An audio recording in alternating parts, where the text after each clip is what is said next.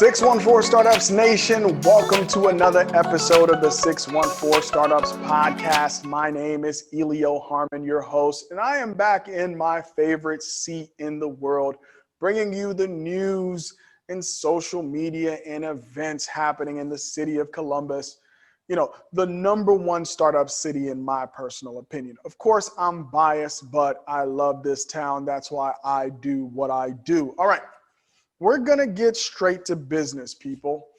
And I think the news cycle has been pretty slow in the startup world. We were rapid fire for a while, but things have slowed down just a bit. So we're going to talk more about lifestyle impact news and what makes a city great news rather than strictly startup news. And the first story is about Ohio State raising tuition prices. Now, we already, right, as a nation, have a student loan crisis, right? A lot of kids who go to school don't have the money to pay for their tuition. And tuition is only a part of it, right? You got to think about room and board, especially in those food and room and board, which is a huge part of the total cost of college.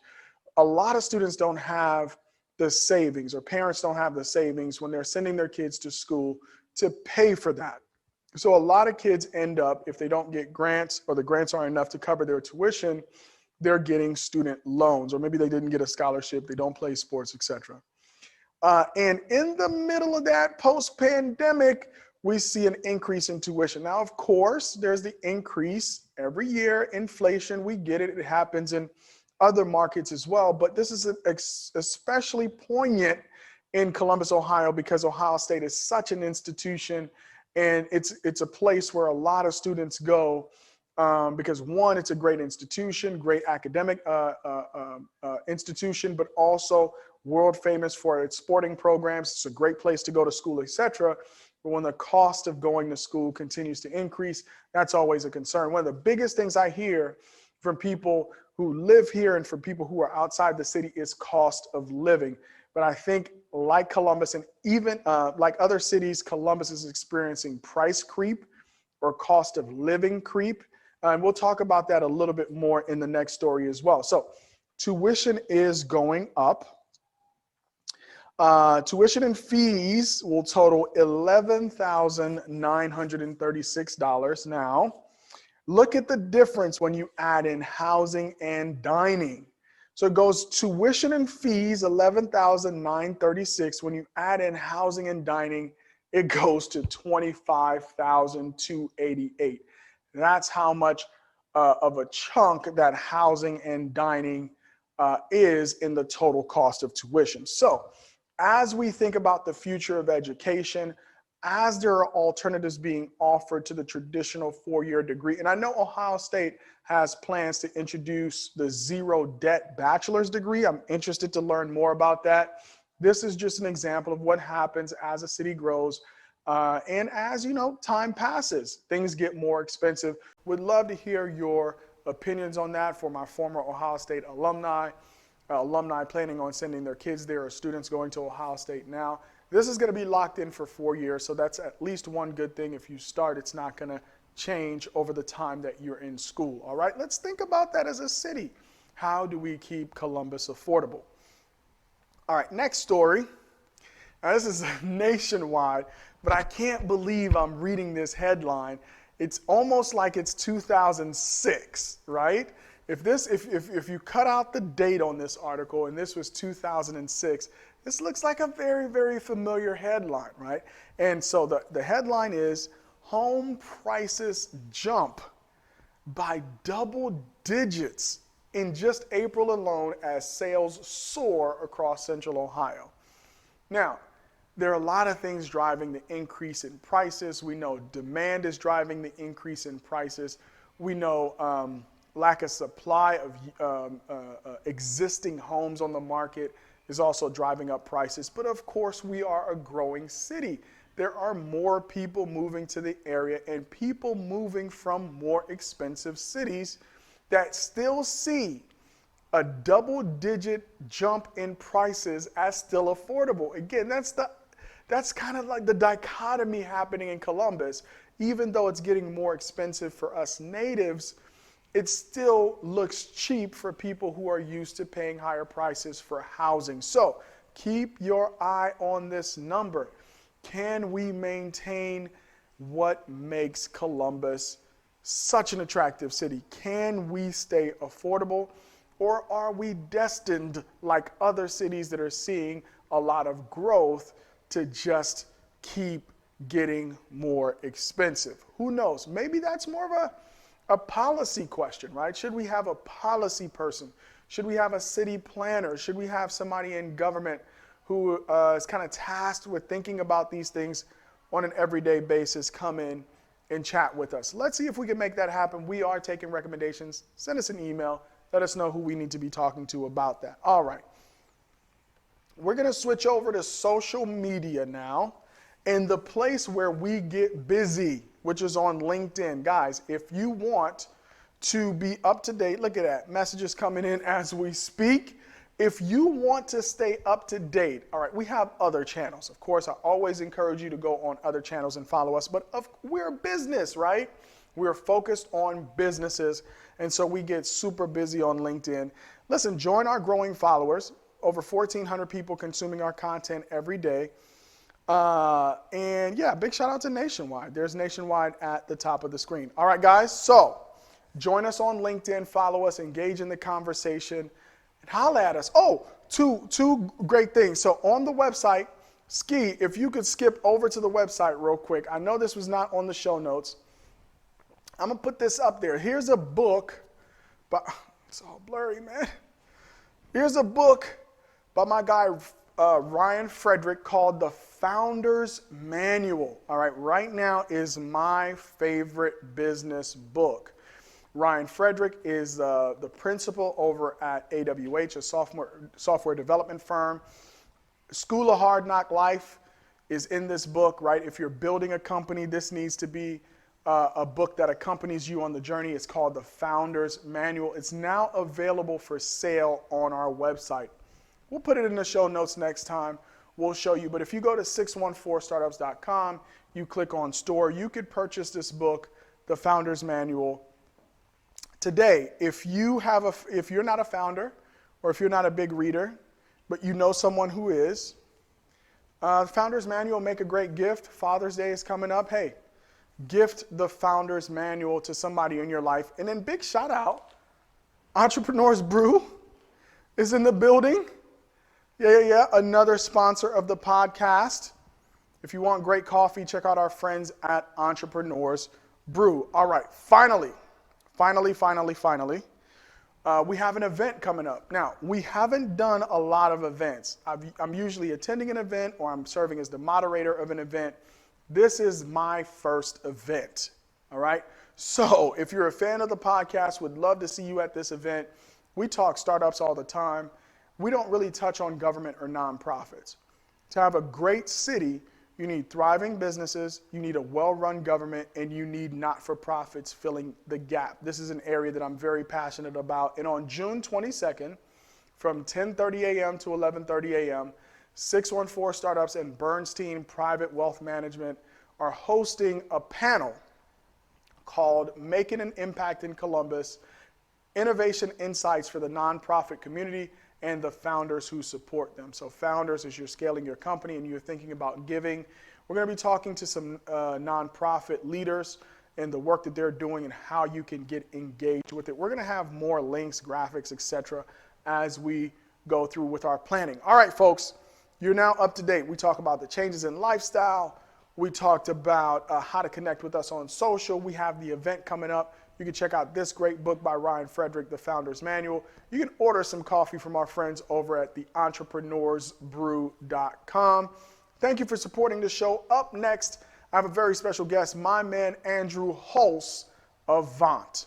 Enjoy.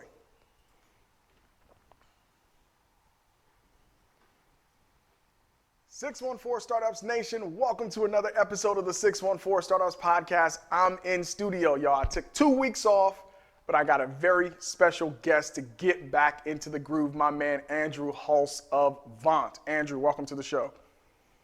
Hey, Elio, thanks for having me. All right, man. So funny backstory, I'm going to put myself out there. It's crazy, the world of being an entrepreneur, trying to work a full-time job and run a company. And Andrew and I had a couple of opportunities to speak to each other. I completely blew you off. I guess I'm at a point now, the only time I'm going to be able to take calls with people is if they come on the podcast. I would hate for that to be the case. I still want to keep appointments. So Andrew, on camera, on the podcast, apologies, my brother.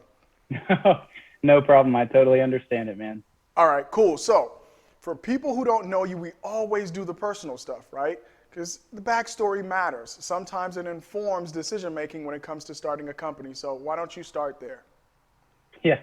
Yeah, that's it definitely informs my story. So I graduated in 2017 from Capital University with a degree in political science. I was actually considering going into writing or potentially going into law school. But I had been connected with somebody who helped launch the Postmates market here in Columbus, and he had a consulting company. So out of school, he was like, hey, I've got this opportunity with a local startup. They were kind of a bootstrapped app for local businesses. So I kind of cut my teeth in business, working with local businesses, selling services and software to them. And it was a great opportunity to just understand, honestly, the day-to-day, what being a business owner is like, because in those opportunities, when you're sitting down with somebody, if you're at that point, they're very open, they're very vulnerable, and they just tell you, like, these are the things I'm struggling with. And from there, I really started to get a big passion for business, local business, entrepreneurship. And it became something that, once you're in it, it's really difficult to go out of that because it's just such an exciting space to be in. In Columbus in 2017, startups are really starting to get pretty hot. So from that organization, I ended up actually working with another guest that you've had on the show, Ryan McManus with Share. He and I worked together. I was kind of also doing new business with him. Ended up parting on good terms there. And I decided, you know what? I'm trying to really kind of settle down. At the time, I was in a serious relationship. I was like, I'm going to go for a steady job. So I ended up working for a local manufacturing company. And about 7 months into that, I was like, I just couldn't do it anymore. I was like, this is not as fun or anything that I expected. So I ended up getting with local entrepreneur Bill Balderas, another guest on your show, and worked with him. I've been working with him over at Futurity for almost coming up on 3 years now. And that's actually where I ended up meeting my co-founder, who is he owns a local video media agency called Champion City Media. Okay, cool, man. So you're a little bit of a journeyman. I mean, it's the guy around the league who's had a lot of experience, but now you're stepping up. You're gonna start your own company, all right? And sometimes that whole entrepreneurial thing, once you see it up close, the bug bites you. But let's caution the people a little bit because I was reading a book called The E-Myth. And a lot of people work in a business and they see the boss doing it and they say, if this idiot can do it, I can do it too. So just talk about what you saw, not calling whoever you saw an idiot, right? That's what the book says. But what was it about the way business ran from your perspective, working in these entrepreneurial ventures that really caught your attention and made you say, hey, that's something I want to pursue? For me, I think it's, you get to do something that you're really passionate about. I mean, I hope that anybody that's starting an organization or a business, that it's something they're passionate about, because otherwise you're in for a long road and a pretty stressful journey. I think for me, I've always been very open to risk. It's actually not something I really factor into my decision-making process as far as whether or not I would become an entrepreneur and go on this journey. And I realized after having conversations with people that every time I talked to them and said, like, hey, I'm doing this, or hey, we're going to be launching this company, they're like, that seems like a pretty big risk, doesn't it? Like, are you not worried about that? And for me, I realized that the biggest thing, the reason that I want to be an entrepreneur and to start a company is because I get to do something I'm passionate about, and I get to do it on the terms that Ethan Dewhurst and I, my co-founder, on the terms that we want. So for us, if we want to do something, if we want to test something, if we want to try something out, we get to do it. And for us, it's exciting because everything that we do is customer focused. So that's kind of at the root of what we're doing is we want everything that we're testing out, every service, to have them in mind, because for us, we think that not enough companies, everybody looks at this as an opportunity to really get wealthy, right? Like I own a part of this company, we're going to IPO and I'm going to make a ton of money. And I think that a good way to avoid burnout is actually to have your priorities on the mission of the company and what you're trying to solve. And I think at the end of the day, the rest is going to take care of itself. So I've always taken it from that kind of approach. All right, man. So yeah, I think one of the things that you do get to see up close is the passion, right? The passion that it takes, because the day-to-day, the ups and downs, they're going to try to grind you down, right? And that's part of being in business. Whether it's a large company that you feel is ultra successful or a startup, right? Every day you have to wake up and get after it. That's just the nature of business. And in order to be able to wake up and be excited about what you're doing, you have to be passionate about what you're working on. All right. Now we got the backstory, Andrew. I want to talk about the company next, but we're going to take a quick break from one of our sponsors, all right? Support for the 614 Startups podcast comes from Hairdrop. All right, now Hairdrop is by my man, Mo Womack. I got to go off script a little bit. This is the first startup that has actually stepped up and become a sponsor, all right? So the startups are actually getting off the sidelines. Don't let the service providers be the only ones sponsoring local media in Columbus, Ohio. So shout out to my guy, Mo Womack, and the team over at Hairdrop. Never visit the beauty supply store again. Order your beauty products from the Hairdrop app and have them delivered in an hour or less. Hairdrop is like DoorDash for beauty products. Get your hair care, grooming tools, hair extensions, and more. Yo, I need some hair extensions, bro. Ski, man, what should I do? Should I do the toupee? Should I order a toupee from Hairdrop? And when you need them to ensure you look and feel your best at all times. Available for download from both Apple and Google Play stores. Get a beauty supply store in your pocket by visiting www.hairdrop.app and have your beauty delivered today. All right, I'm gonna be looking real good with a sponsor like Hairdrop. All right, Andrew, let's get busy, man. Let's talk about your company. Give us the value proposition, the name of the company first, and then your value proposition. Yeah, so Vohnt is the name of the company, and we're a cloud car care organization that's focused on creating the most convenient, affordable, and immediate car care solutions so that you can just enjoy the ride. Okay. So car care solutions. So we got the convenience, right? People love convenience. We're a convenience society, right? We're talking about Hairdrop just now. We'll deliver hair products to your door. Let's break into that convenience component, and then car solutions. What are you talking about there? Yeah, so I mean, the ethos of where Ethan and I came up with this idea was we were both on the run so much in our day to day. We're both going from meeting to meeting to meeting to meeting to, you know, a happy hour or an event or a morning coffee. And we were so tired of having to take a lunch break or spend a lot of time on our weekend taking care of the cars that got us to those meetings. And so for us, we wanted to find a way, how do we eliminate that aspect? So the core convenience aspect of it is in the same way when Uber or DoorDash started, they were very central to downtown. What we decided to do was, why not be where people are when they're not using their car, and where there's a large concentration of people. So at the moment, obviously with COVID and the pandemic and everything, people have been working from home. But as people kind of start filtering back downtown to the office, what we want to do is offer a service that's on demand, that you don't have to see, that you don't have to touch, other than to select your service and your location. And we have a network of drivers that comes and picks it up. We have a downtown location. It's actually really close to the Cover My Meds, the new headquarters that they're building. So it's within a 5-minute drive of basically a 10-minute radius around downtown.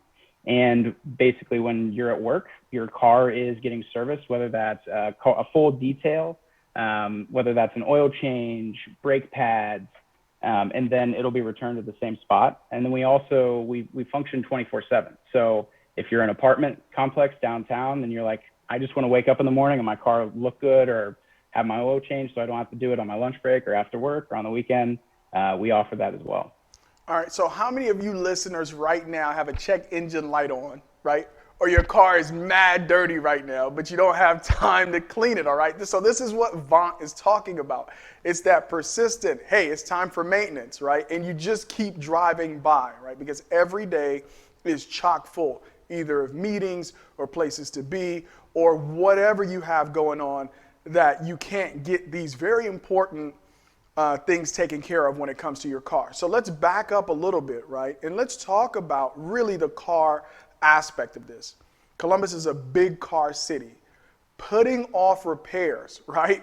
For it being a convenience issue. Have you guys done any research on that? I know that was a big issue during COVID, people putting off healthcare.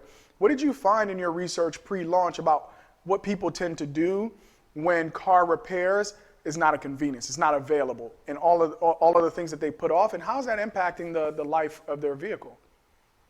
Yeah, so that's a really good question. We actually saw in 2020, there was a report that was published that in 2020 alone, there was actually just over $22 billion worth of delayed repairs or car services.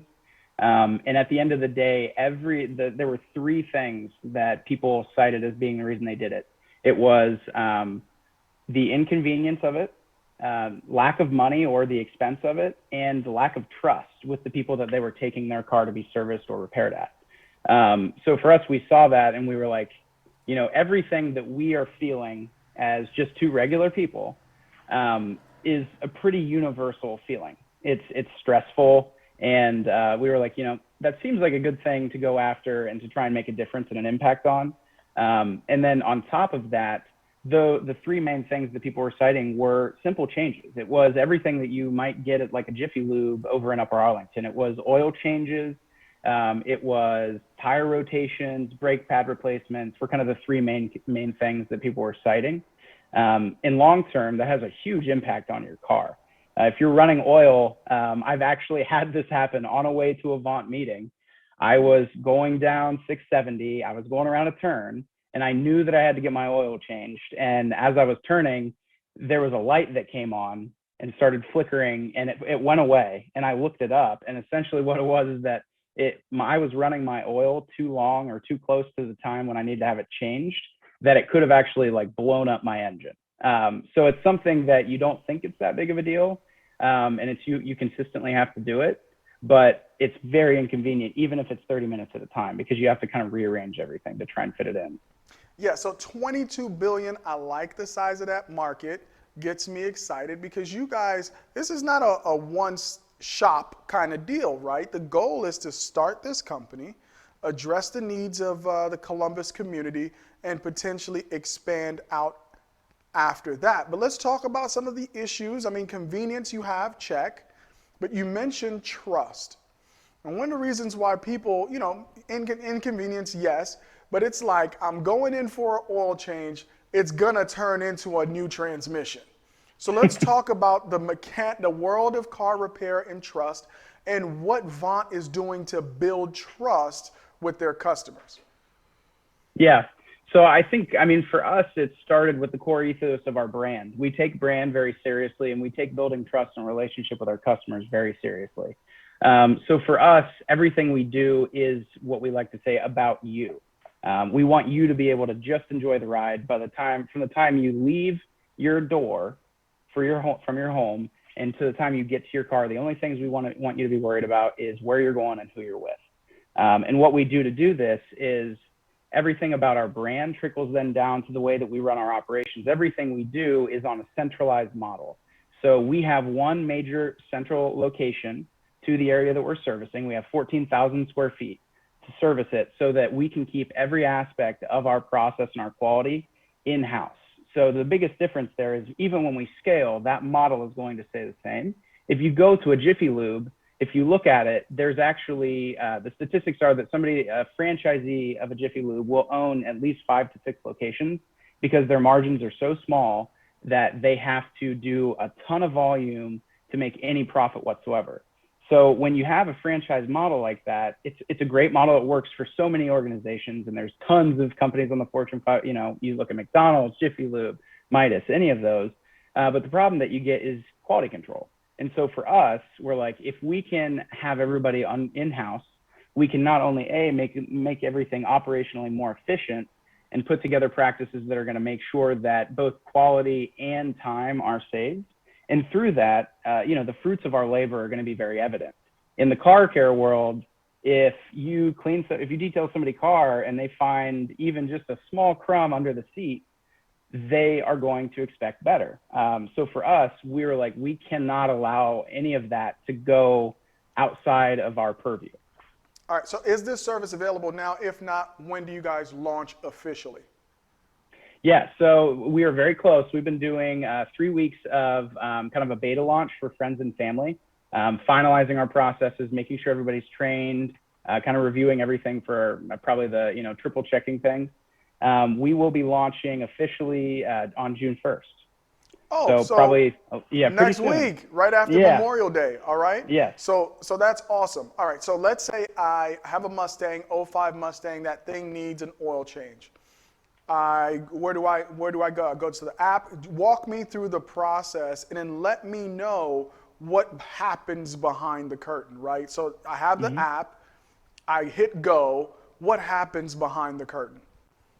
Yeah. So we have kind of two main options. So the first option is we've actually recently finalized a deal with LAZ Parking, who manages a lot of the downtown parking garages. So what we're going to be doing is we're going to have basically what we call Vohnt boxes in all the major downtown parking garages, where you go on to our web app, you select your time, your service, you select your location, and then you will be texted a code for you to go to the box. You enter it, you drop your keys. On our end, we get notified and our drivers get pinged, and they come and they pick up your car, and then they take it back to our location. We kind of have an assembly line for both our repair and service and then our detailing arm.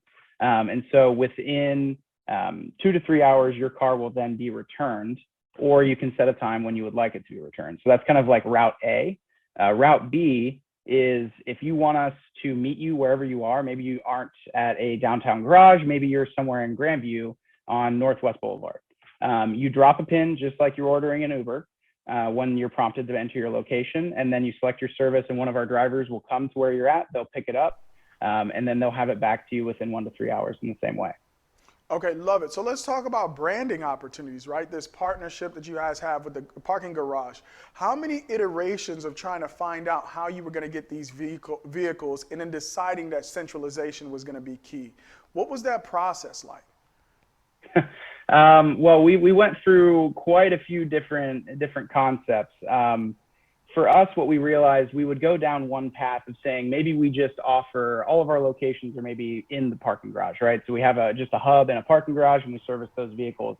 And then we realized, well, how are we going to scale that? Like, that's not scalable. And so for us, what we realized is every partnership and our model had to be in a way strategically that we could get 1 or 2 more markets out of the relationship in the way that we were doing things. So with our partnership with LAZ, we're kind of picking things off with 3 parking garages and a hotel partner, the Joseph Le Méridien there just in the short north. Once we test things out kind of in our beta phase there, they then have, they have a kind of a nationwide scale in that sense. And so that partnership both benefits us and them being able to offer an amenity to their anybody that parks with them, which it's kind of an unprecedented time where you kind of know if you're a monthly parker, you're like, I park with this organization, I park in this garage. Never before have we really had a return where a lot of people left these parking garages and now they're like, wait, where do I want to park again? So for us, we were like, hey, we want to this kind of makes sense for you guys because you get to offer a really cool service that hasn't really ever been done before in the way that we're doing it. And you get to kind of benefit. There's a value add for them as well. That's awesome, man. Well, listen, we got to take another break, but when we come back, all right, so we're already starting to understand the magic, right? Hit the app. I could be in a parking garage, drop my key off in the bin, or at certain locations around the city, there are other bins, right, where we can drop off also, or you will meet the person. We'll clarify that when we come back. Let's take a quick break. And this is another sponsor of the show. Really love these guys and what they're doing and the mission. Talk about something to be passionate about and waking up in the morning and working on. It's time for a better career in tech. Introducing Color Coded Labs, a 16-week boot camp that does more than teach basic code. It's a program designed to help you actually get a career in tech. At Color Coded Labs, we've removed all the barriers to help you learn the skills you need to start a career you love in weeks, not years. Career you love, again, passion comes up.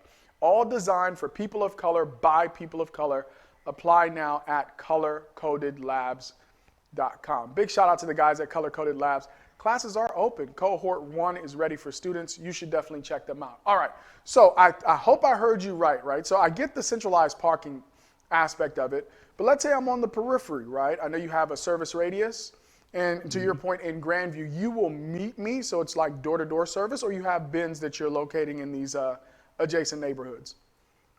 So in that sense, it would work in the same way that like an Uber does, or if you've ever ordered cluster trucks, you set a pin for where your drop location is, and then you meet the person there.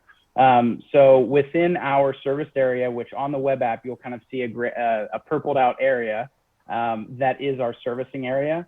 And we will basically we would have a driver come and pick it up. You would set your pickup time.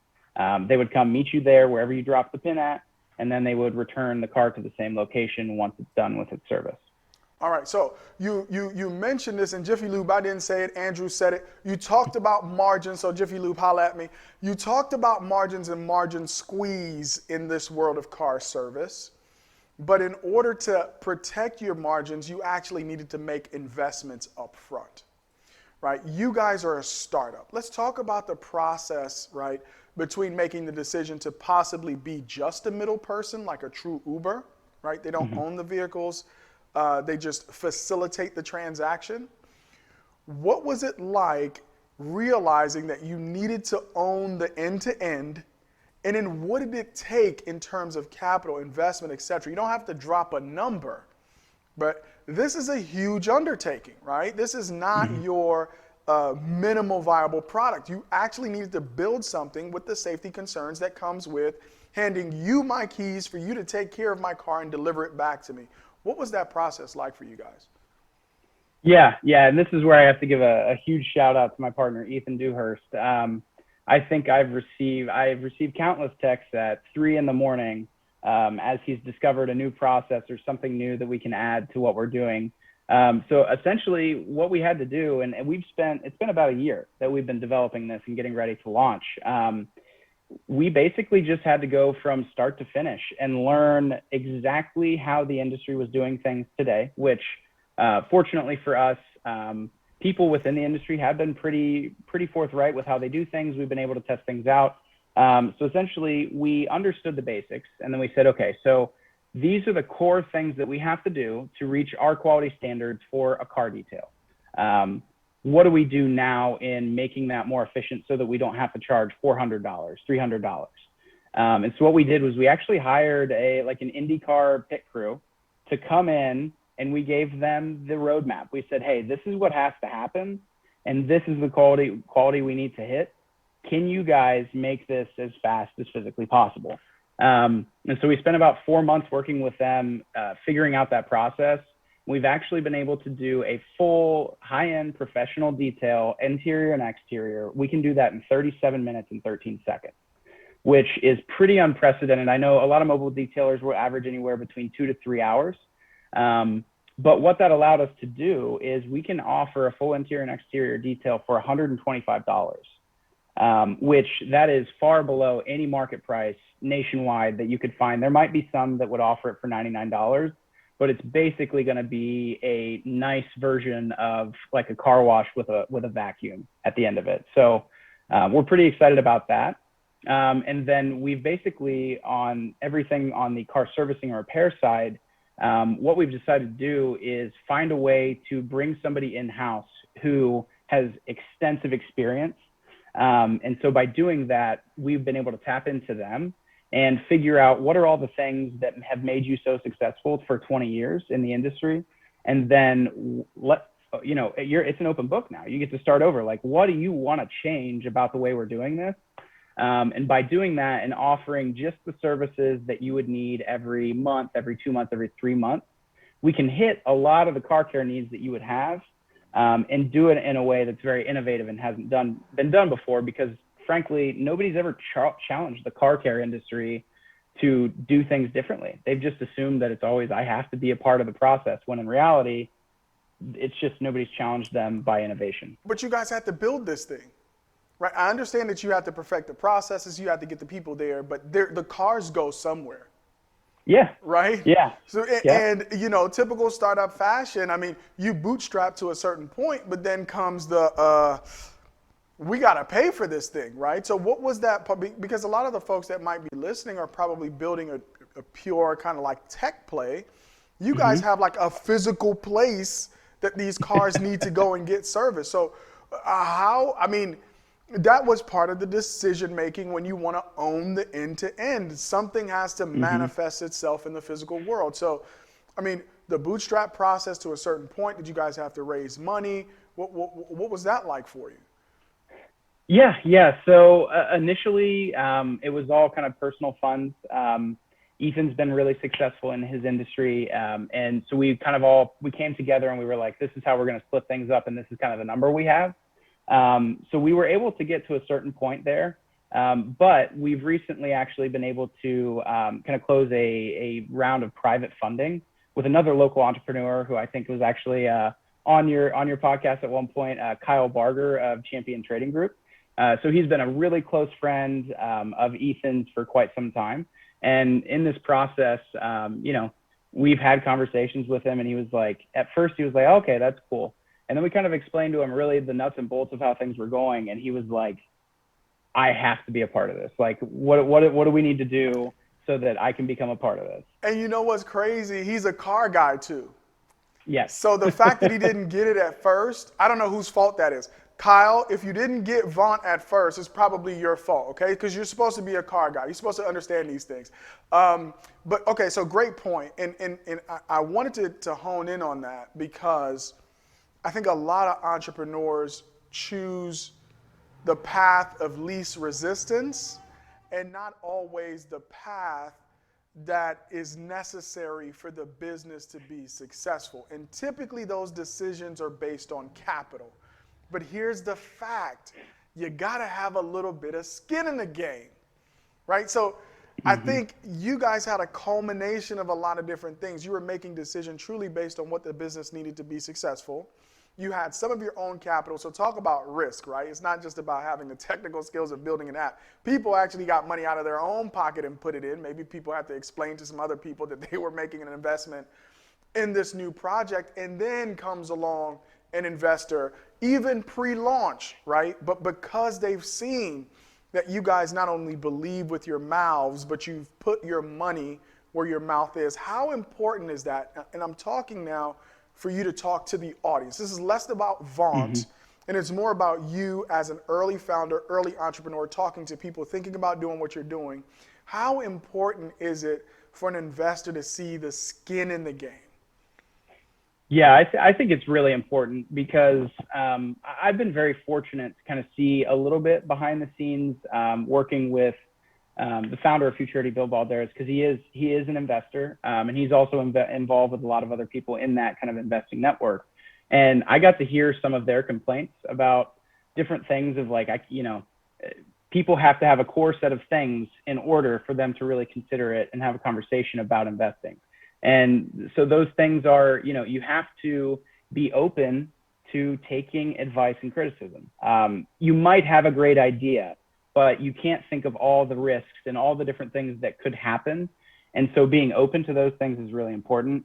And I think having skin in the game and actually having proven and started to work on the business model itself, because having a great idea or having a piece of tech is important, but until you put that in action, it's really difficult for somebody to feel confident in investing money into your organization, especially when, they need to know that you're going to be a good steward of their investment, because you now then have a certain level of accountability that you have to them, because it is their money, it's in their investment. So I think it's been very important to understand that. And it's really important to understand that they're a person too on the other end. And maybe it's hard to separate yourself in the day-to-day when you're so passionate about what you're doing to understand what somebody else's perspective might be on the work that you're doing.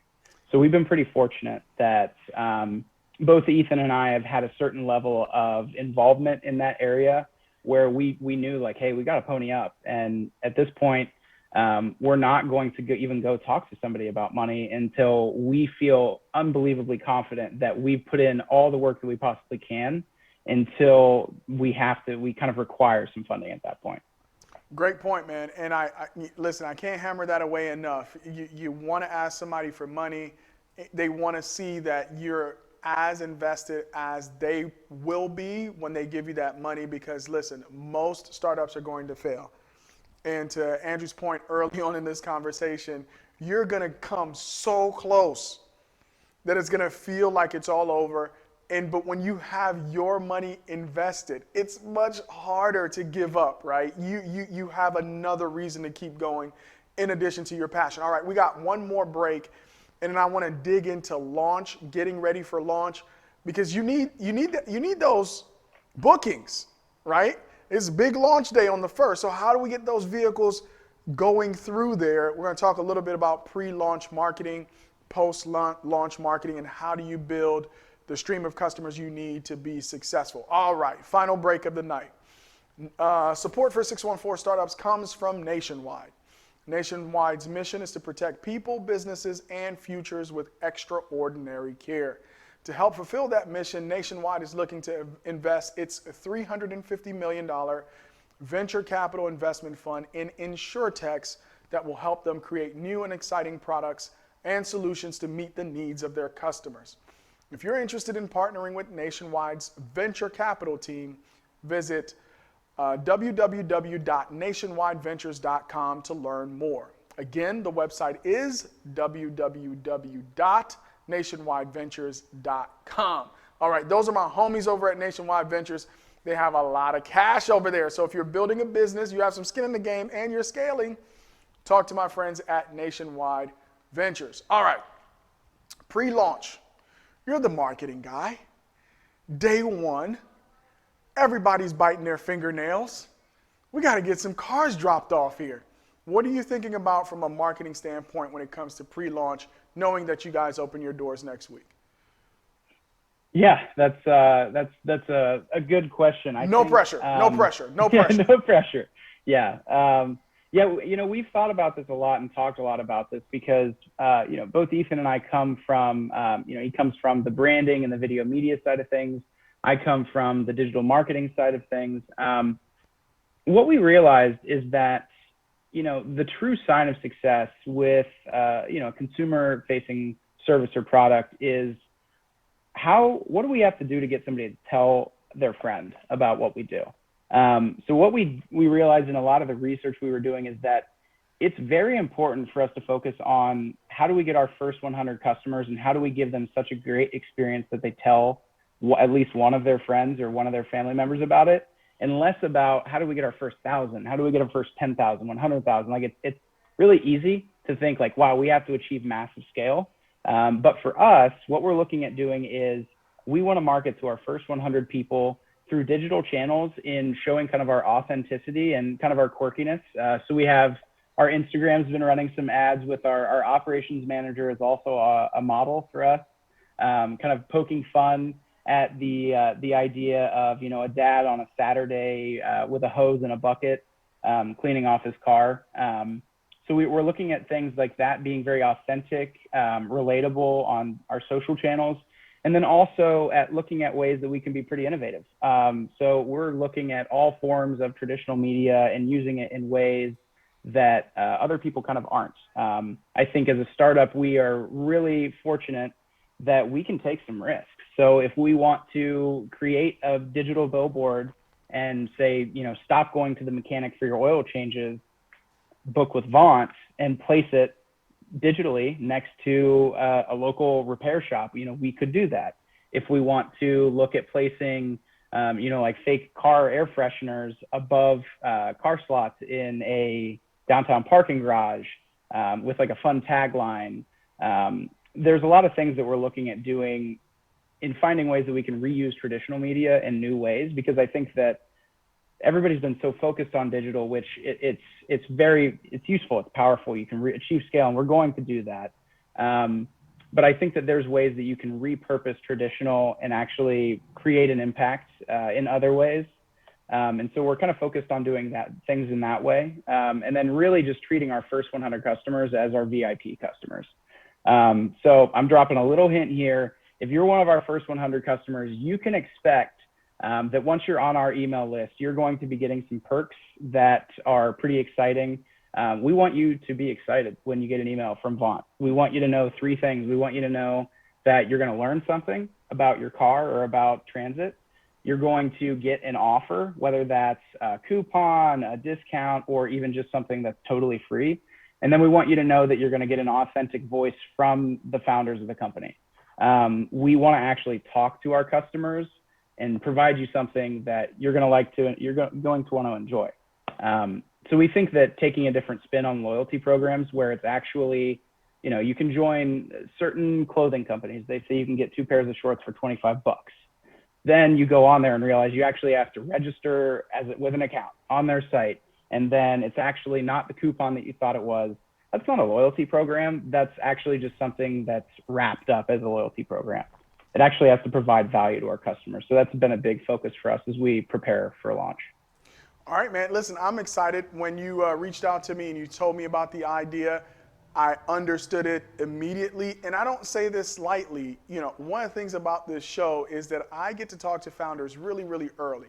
And that's one of the reasons I'm like, we probably need to raise an early, like pre-seed round so that we can get some early checks into companies, because Vohnt would definitely be a portfolio company of a 614 Startups Fund. I think what you guys are doing is very necessary. I think there is definitely a market for it. The research bears that out. I think the model of having centralized locations through partnerships like what you have with Joseph, et cetera, and them being able to use that as an amenity as more people travel. Hey, you park here, you stay at the Joseph. By the time you come back downstairs, your car will be clean, your oil will be changed. There are a lot of opportunities with what you guys are doing. I could see products in the future, right? You talk about the air freshener and things like that. I know some of that stuff is thrown in. What kind of products can you develop when you have folks in your shop? So listen, I'm a big believer in Vohnt. I'm looking forward to seeing what you guys do. You talked about traditional media. We'll have to talk about that offline. I think we already started that conversation. Father's Day is coming up. Historically, traditionally, Father's Day gifts suck. Try Vohnt, all right? All right, folks, that's another episode, Andrew Hangout. We're going to do a little bit of a post show. Thank you for joining us on another episode. That's a wrap. You can find this and all our episodes on our website, 614startups.com, Apple Podcasts, Spotify, Anchor, YouTube, and all your favorite podcasting platforms. Don't forget to subscribe and write a review on all of those platforms. If you would like updates sent to your inbox, of course you would. You can sign up for our weekly newsletter on the website. There's a pop-up and a bar off to the side. To engage with the 614 Startups community, we are super active on LinkedIn. I think, Andrew, did you reach out to me on LinkedIn? Maybe. LinkedIn, Twitter, Facebook, Instagram, YouTube, and we're on all those platforms at 614 Startups, and you can join the conversation. For sponsorship opportunities and collaborations, email us at info@614startups.com. Until next time, peace.